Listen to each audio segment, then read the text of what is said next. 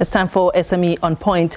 While the SME sector has been affected by the latest changes to Cabinet, the Department of Small Business and Development is now led by Stella Ndabeni-Abrahams, who replaces Khumbudzo Ntshavheni.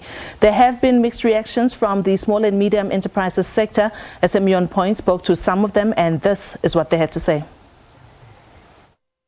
My greatest expectation was that we're going to see the Minister of Small Businesses going back to her own department to ensure that she responds, to the current crisis of SMEs that are struggling, and some of them are in actual fact almost going to close down because of the pandemic. How does the department assist small businesses in maximizing opportunities brought about by the Africa Free Trade Agreement? The good thing with the new minister is she's coming in, bringing in her experience in the Fourth Industrial Revolution Commission. And that experience and exposure and some of the resolutions that were taken in there, she should be able to leverage on those and assist small businesses in how they can use the opportunities that are brought by the Fourth Industrial Revolution. If you look at the history of the Department of Small Business, you'll find that this is the department that has been affected by any reshuffle or any change in the ministry. And I believe that this is the department that needs some consistency, where one minister can be grounded in terms of understanding the department and be able to deliver, and with a long-term plan, not just be a situation where one, while getting settled, has to be changed. And yes, we do welcome Minister Stella, but I believe that the President going forward will take into consideration such changes so that there can be stability. Otherwise, the ministry will be seen as more of a welfare for small businesses, where it talks about grants and loans without necessarily seeing any impact in terms of trade opportunities, connecting small businesses to opportunities, building hubs in the townships and in the rural areas where small businesses can trade. So these are the things that we are looking forward to.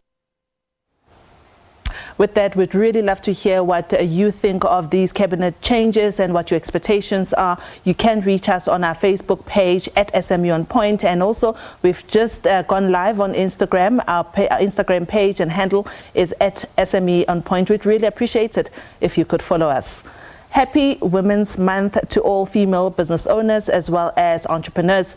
This month, we will be giving particular attention to female-owned businesses like Amanda Ceba, who says she's not intimidated by being in a male-dominated construction industry.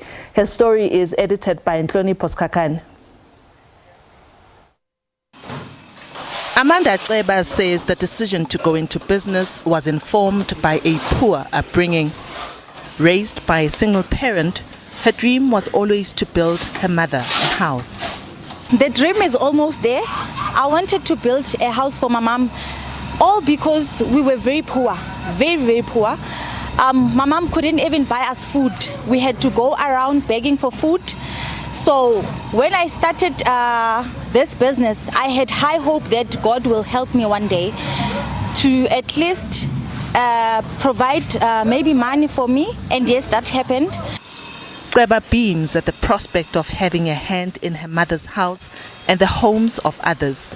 Her company, Ceba Projects, is currently subcontracted by a large property developer in Sky City, east of Johannesburg, to provide plastering services.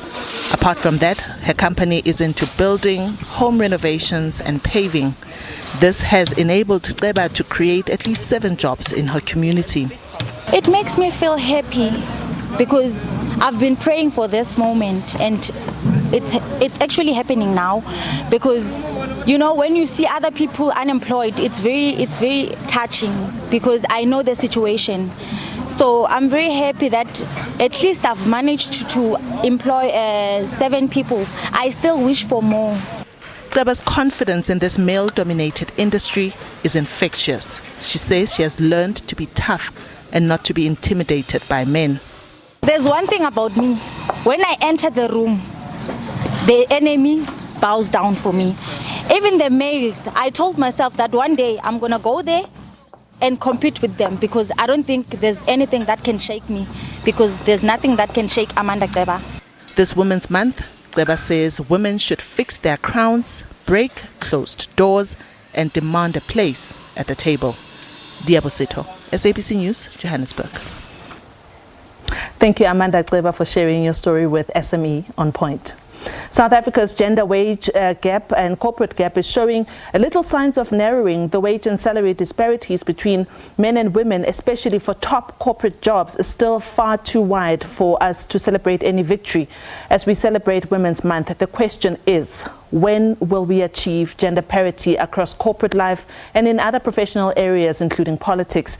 To discuss this and other issues is Yoni Titi. She's the founder and CEO of Yoni Titi Human Evolution and Executive Recruitment Company, which also specializes in executive and professional positions. Yoni, thank you so much for joining us on SME On Point. The representation of women at top level, especially CEO, CFO levels, has actually hardly moved. Is it because there are no candidates or companies are just not simply willing to recruit female candidates? Firstly, thank you very much for having me on the show to make some comments. I recently posted on Facebook to say that anybody who says that there is no black talent in South Africa must please phone me directly and let's have a conversation, because I don't believe in that. We have got great talent. What does happen though is that sometimes some roles need the companies themselves to be open to developing the talent. They may not meet 100% of the needs of the role, but they've got the potential, given the right leadership and mentorship, to be able to fill those positions. Yeah, your company is actually one of the only black companies that has now placed a CEO of a bank, that is African Bank. How do you think we can narrow the gender salary gap in the country, which seems to be widening ever more than before? The salary gap issue has been around for a very long time. And I remember one day on a flight from the States to South Africa, I read a book that said, "Women Don't Ask." And I beg your pardon that I can't remember the author, but I still have that book here in my house. And basically what the book was saying is that women don't fight for themselves when it comes to salaries. What they get offered, they accept, without doing a comparative analysis of what other women holding similar roles, or actually anybody holding a similar role. So I think one of the things that I would encourage women to do is basically do their own research. And there's data in the market. I mean, companies like Century, the likes of your Deloitte, they always do annual salary surveys that indicate what kind of salary gets paid at what level. And women need to be more assertive in asking for what they deserve. And I think I often fall into fights with my clients because I'm so pro-women that I fight for their salaries.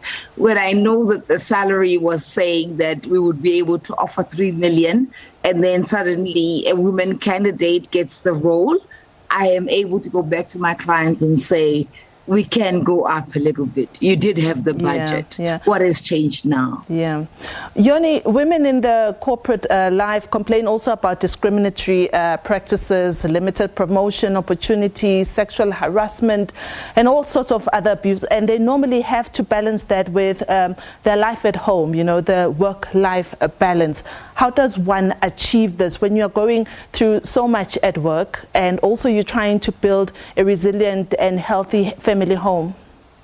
Yeah, look, I'll be honest with you. I mean, I'm also a mother and I have a family. And one of the things that I often get asked is, how do you manage work-life balance? And disappointingly so, my answer is, I don't know how to manage that. And I think most women will answer you the same question that are in executive roles. But I think one of the most important things I'd like to share is that I believe that as women, we must be able to find ourselves a sponsor or a mentor within an organization.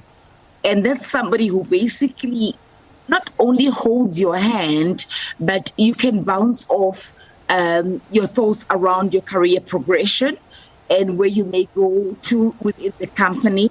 They get to learn your strengths, they get to learn your weaknesses, and that's somebody who's going to be your sponsor. Right. Secondly, I'd like to also point out that when it comes to promotions, I found that women are very shy.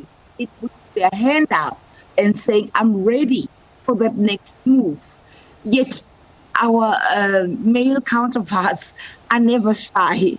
If anything, they actually introduce the subject before the role is even available. So I think my point that I'd like to stress is that women need to be a little bit more assertiveness around their careers and put their hands up. And let's see where that goes. Right. Yoni Titi, thank you so much for sharing your views with SME on Point on how women in executive positions can aspire to go up and stay there. And you do talk about that you need to get yourself a sponsor, find someone who can mentor you, and try not to be shy to ask for that promotion when you do feel that you are due for it. That is all from SME on Point for this week. And remember that we are on SME on Point, our Facebook page, and we just launched our Instagram page. Please do follow us. It's also at SME on Point. While you're at it, also support small businesses in your communities. Keep the rands and cents circulating.